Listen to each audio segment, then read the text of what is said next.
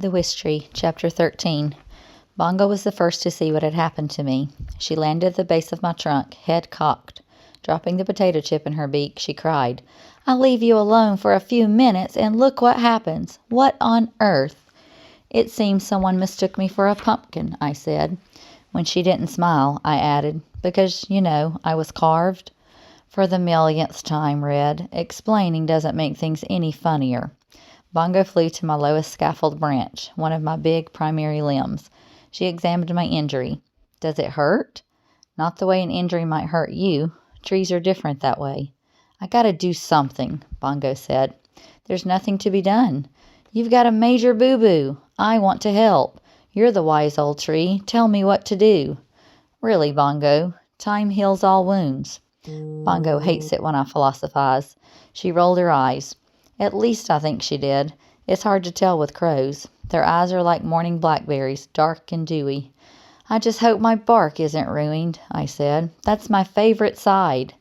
"It's not ruined, just decorated, like those tattoos people get." Bongo nudged me with her beak. "Show me who did this. I'll get him. I'll squawk at his window in the middle of the night. I'll dive bomb him and yank out some hair." She flapped her wings.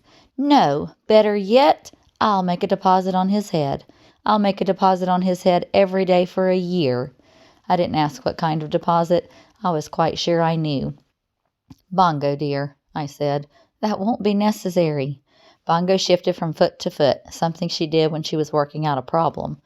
She said, "it's almost time for wishing day.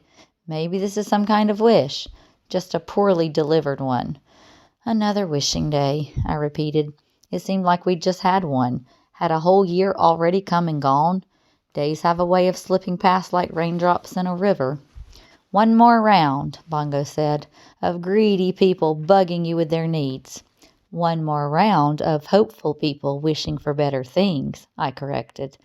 Wishing day was always a bit hard on me and on my residents.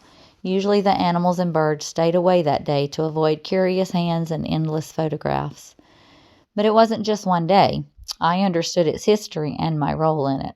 I knew people were full of longings. A mother tugging a toddler along the sidewalk froze in place when she saw my trunk. "Mommy, what does that say?"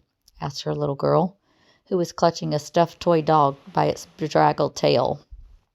The mother didn't answer. "Mommy?" They crossed the lawn. The mother stepped close to me. "It says leave," she finally said. "Like trees have leaves?" Gently, the mother traced my cuts with her index finger. "Maybe," she answered. "Maybe like that." She looked over at the two houses near me.